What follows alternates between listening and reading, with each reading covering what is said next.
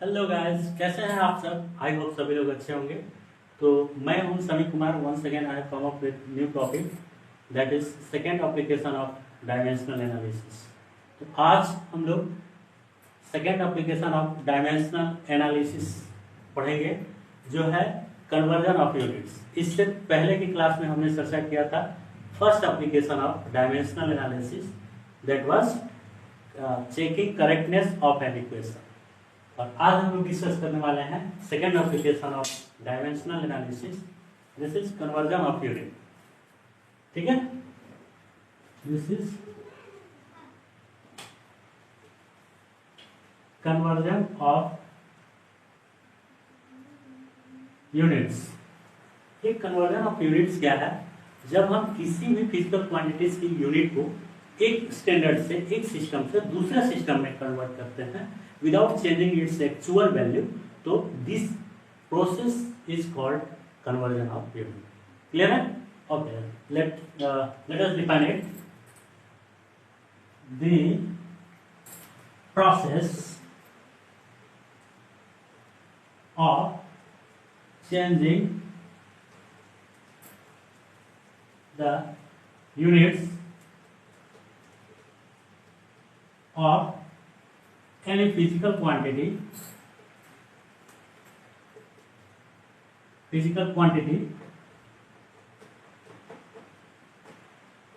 from one system to another without changing its actual value. इसका मतलब है ये प्रोसेस है जिसके तहत हम लोग किसी भी फिजिकल क्वांटिटीज की यूनिट को एक सिस्टम से दूसरे सिस्टम में कन्वर्ट करते हैं। अब उसका वैल्यू जो है वो दोनों सिस्टम में वो कांस्टेंट होती है। जैसे हम लोग देखेंगे physical quantities consist of two things, that is, this is P for physical, Q for quantity, in short PQ. PQ is equal to NU, where N denote A represented for the numerical value,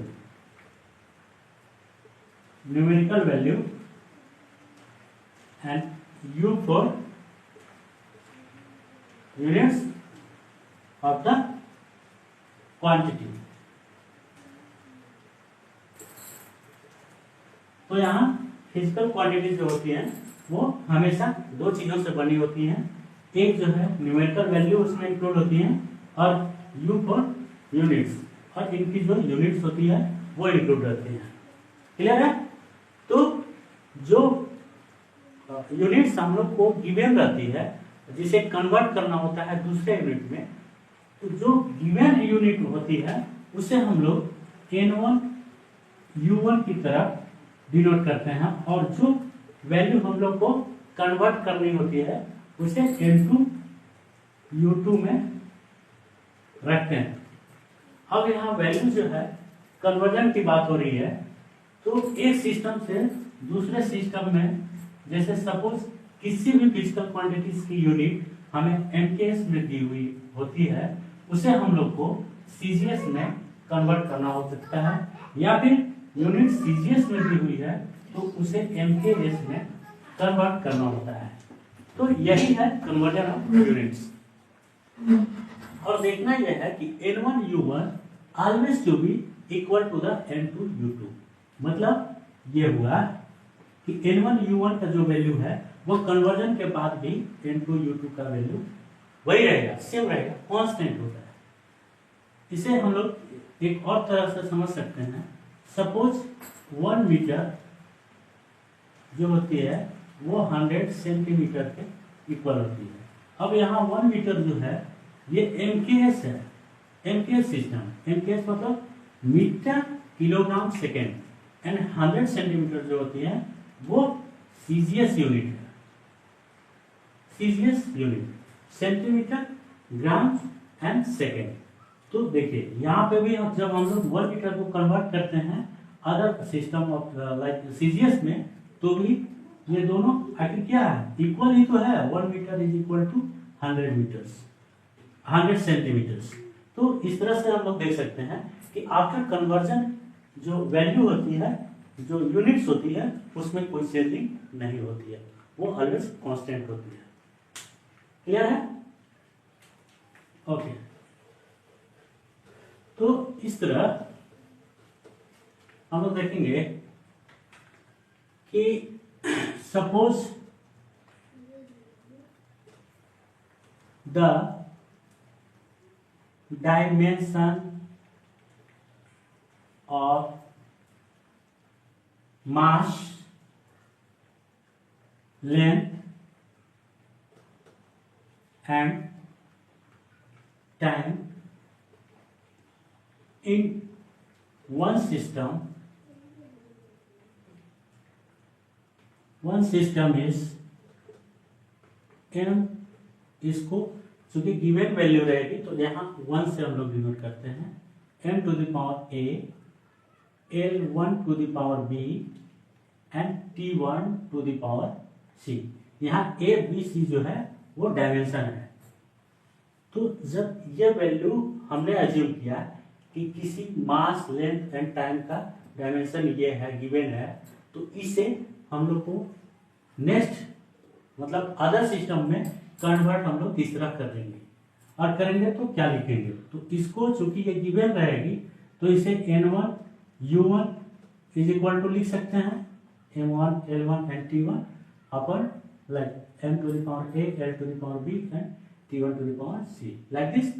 तो हम लोग को जो value find out करनी होगी वो हो जाएगी m2 to the power a, l2 to the power b and t2 to the power c। तो इस तरह हम लोग को l2 u2 जो फाइंडिंग वैल्यू होगी वो इस तरह हम लोग लिख सकते हैं। अब यहाँ पे क्या होगा, चूंकि n1 u1 is equal to m1 to the power a, l1 to the power b and t1 to the power c and n2 u2 is equal to m2 to the power a, l2 to the power b and t2 to the power c. We can write it down something like this. Then now what will we do, n2 u2 is equal to, now this entire term will go into the denominator here. तो हम लोग लिख सकते हैं m1 m2 upon a, l1 l2, this is l1 upon b and t1 upon t2 to the power c.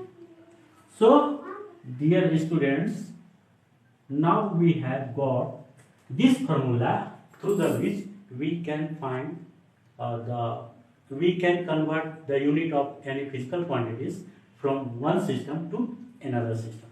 Is it clear? Okay then. So let us see with an example how will we convert the unit from one system to another. Alright. So suppose हमने work का एक unit लिया joule.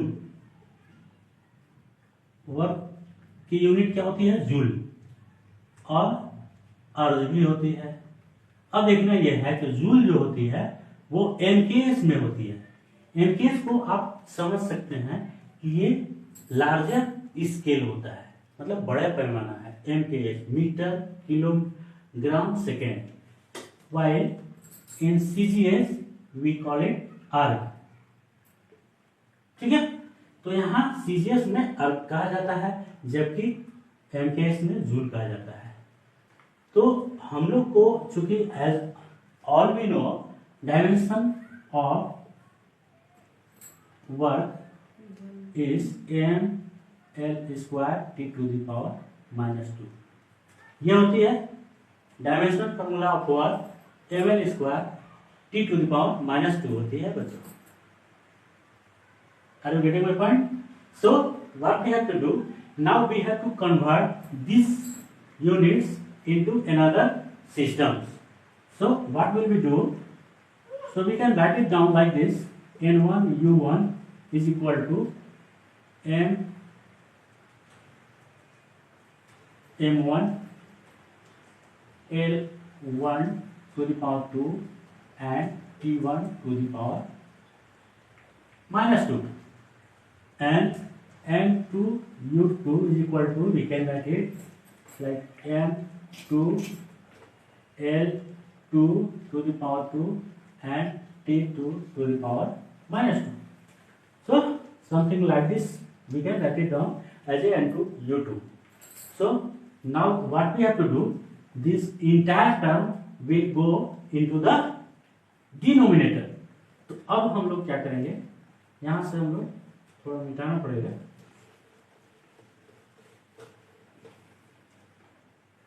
यहां से हम लोग लिखेंगे N2 U2 is equal to N1, मतलब 1 जूल है तो इसको डायरेक्टली ऐसे लिखेंगे। अब हम लोग लिखेंगे M1 अपॉन N2, ठीक है, L1 upon L2 to the power 2 and T1 upon T2 to the power -2. Now we have to notice here is that M1, L1 and T1, it's all comes under MKS unit. तो मास जो होगी, M जो कि क्या है, मास है, L क्या है, मीटर है, T जो है सेकेंड है, तो हम लोग डायरेक्टली लिख सकते हैं मास इज इक्वल टू 1000 ग्राम, क्योंकि ये लार्जर स्केल है और ये सीजीएस यूनिट में है, इसलिए हम लोग लिखेंगे 1000 ग्राम इंटू 100 सेंटीमीटर, सॉरी यहाँ पे हम लोग सीजीएस यूनिट में ग्राम लिखेंगे, क्लियर है। अब यहाँ लेंथ है सीजीएस यूनिट में, तो यहाँ 100 सेंटीमीटर लिखेंगे, वाइल L2 जो है सीजीएस में है इसलिए हम लोग सेंटीमीटर लिखेंगे, स्क्वायर चढ़ा देंगे, और यहाँ T1 जो है वो सेकेंड है, तो दोनों ही यूनिट में ये सेकेंड ही होगा, ठीक है, ये कैंसिल हो जाएगा, 1 बचेगा यहाँ पे। अब हम लोग कैरी फॉरवर्ड करते हैं, देखते हैं इसको। अब बच्चों हम लोग 10 टू द पावर 3 लिख सकते हैं। इससे पहले हम लोग को ग्राम से कैंसिल करना होगा, सेंटीमीटर से सेंटीमीटर कैंसिल हो गया, सेकंड से सेकंड जो है वो कैंसिल आउट हो गया। अब हम लोग के पास 1000 अपॉन ग्राम, तो इसको हम लोग 10 टू द पावर क्यू के रूप में भी लिख सकते हैं, और यहाँ 1000 100 टू द पावर 2 है, तो इसको हम लोग 10 टू द पावर 4 के रूप में भी लिख सकते हैं, लेकिन यहाँ क्या बचा 1। अब यहाँ क्या हो जाएगा 10 टू द पावर -7, क्योंकि 4 + 3 ये मल्टीप्लाई में पावर जो है वो क्या होता है, ऐड हो जाता है, तो ये हो गया अर्थ। तो हम लोग कर सकते हैं 1 joule is equal to 10 to the power -7 erg. तो इस तरह we can change the unit of any physical quantities from one system to another system. All right, I believe that you may not be any problems on up to this point. Okay then, bye till then.